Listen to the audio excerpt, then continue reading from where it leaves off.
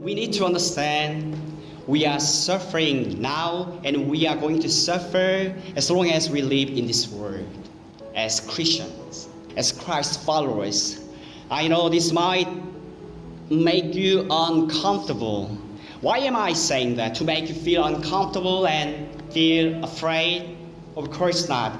The opposite. I am saying this so that we would be encouraged. We are also looking at glory at the same time. As we walk the path following the way Jesus walked, we see many trials in our life. Today we will talk about sufferings and glory in our Christian journey in this life. And we also talk about what the best life is for us as we pass through the earthly life, which consists of trials and temptations and sufferings. When you look at the passage, Paul's letter to the Christians in Rome, we will also look at the other Bible books such as Gospel of John together. We know a hymn song, At the cross, where I first saw the light, and the burden of my heart rolled away. It was there, by faith, I received my sight, and now I am happy all the day. And now I am happy all the day. Is it true, dear Christians? If it means because we are in Christ, which is true, we can take every occasion as happy at all. Whether it is a happy moment or a sorrowful one, because again, we are in Christ, then it is true. But if it means literally we feel happy all the day, all days of our life, then it is untrue. Here's the thing we need to know and understand as Christians as we live this life. Our Lord Jesus Christ, life on earth was full of sufferings.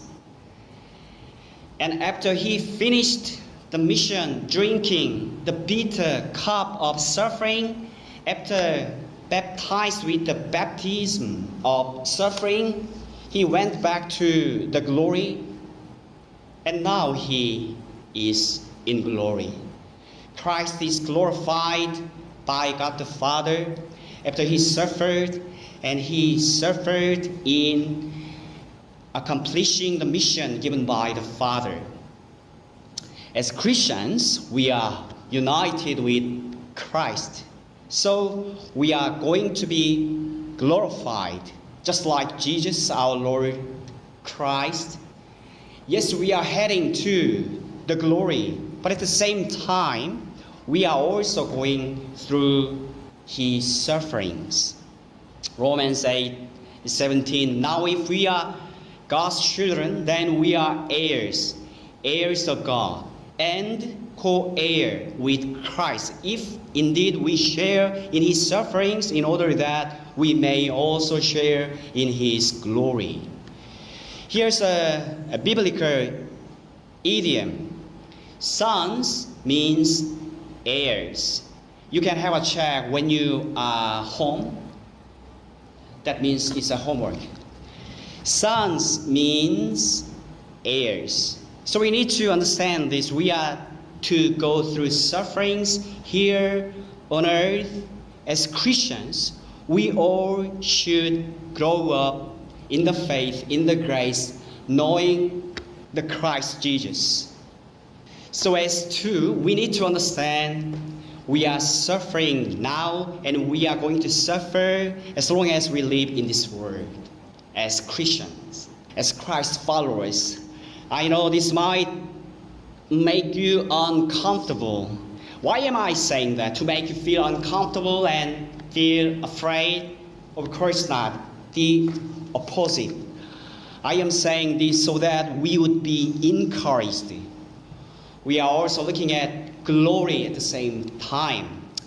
It is to give you comfort and hope. Back in 23 years ago, I felt uncomfortable with one verse, Philippians 1:29. The Apostle Paul says, "For it has been granted to you on behalf of Christ, not only to believe in Him, but also to suffer for Him." Being saved is a good news, pleasing news, but being suffered is another news, isn't it? However, until we enter His kingdom, as long as we live in this world, there are unpleasant things that we should go through in this world. The Apostle Paul says in Acts 14:22, strengthening the souls of the disciples, encouraging them to continue in the faith, and saying that through many tribulations we must enter the kingdom of God. Our Lord Jesus also said it when He still was with His disciples. It was the night He was betrayed, and ahead of Him the death on the cross. John 15:18. If the world hates you, know that it has hated me before it hates you. When the world hates you, it hates me before it hates you. If you were of this world, the world would love you as its own. But because you are not of the world, but I chose you out of the world, therefore the world hates you. If they persecute me, they will also persecute you. This is the teaching, and we need to understand this so that we would not be discouraged or spend our precious time and energy worrying about why people hate me without any particular reasons. What is the teaching then? Number one, if we are truly Christians, we will surely face opposition, exactly the same kind as the Lord Jesus had faced and all His followers faced. They are numerous. So the first point is this: there is not only glory but also sufferings in our Christian life, in our journey. What is a Christian? They are united with Christ. Christ is in me, I am in Him. The Holy Spirit is the bond. He binds us to Christ. They have the Holy Spirit. When they believed in the Lord Jesus Christ by the gracious work of the Holy Spirit, they received the Holy Spirit. So the Holy Spirit is within every Christian. Again, they are united to Christ. All that happened to Christ also already happened to them. They died in Christ and they rose again in Christ, and they also seated with Christ in the heavenly place. Ephesians 2 verses 5 and 6. That even though we were dead because of our sins, He gave us life when He raised Christ from the dead. It is only by God's grace that you have been saved. For He raised us from the dead along with Christ and seated us with Him in the heavenly realms because we are united with Christ Jesus. We belong to Christ and Christ does to me. That's the Christian. Today's passage also tells us who we are. Verses 15 and 16. Adopted into God's family. We call God our Abba Father. Holy Spirit is the seal who speaks, tells us that we are God's children, behave like God's very own children. Verse 17, our old status in Adam gone, but now no longer slave of sin, because we are God's beloved children. Again, sons means heir, co-heir with Christ. Everything that belongs to Christ is ours. Again, we are co-heir with Christ. Verse 17, we are to share the glory of Christ. Now we follow Christ and we walk the path Christ had for the kingdom of God so that God's will be done on earth as it is in heaven. We follow Christ just as He followed all the ways of the Father God while He was on earth. Now, how can we serve the Lord? We serve the Lord by doing what the Lord entrusted us to do. Then what did the Lord command us to do? It is a great commission. Jesus commands us to go. Very simple. Go. Why? To fill the earth with God loving and fearing people in Christ. It is Father's will. Father, your kingdom come on earth.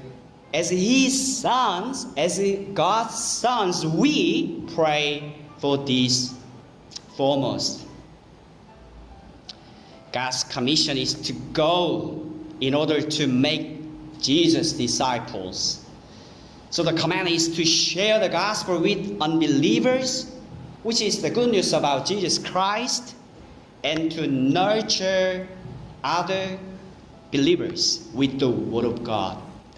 God's kingdom come by you and me by obeying His command, the Great Commission. So the second point is this. We do not just preserve, just hoping this all shall pass, but we do persevere doing what it should do, which is the mission.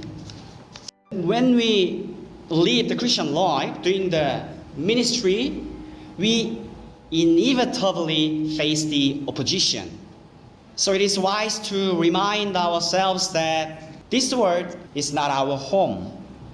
Where we live now is not yet the kingdom of God. Your kingdom come soon. There are enemies against Christ and His people in this world. As we all know, Satan is the head of the enemy. That is why this world is not a resting place, rather a battlefield. Spiritual warfare is ongoing at this very moment. But last week, as Abraham kept walking toward God's promised land, so we should keep walking toward God's kingdom. And we should keep serving the people around us with the Word of God, which brings God's kingdom on earth. Soon we believe in the Lord. So we should be more positive and be more passionate in doing what the Lord has entrusted you and me to do.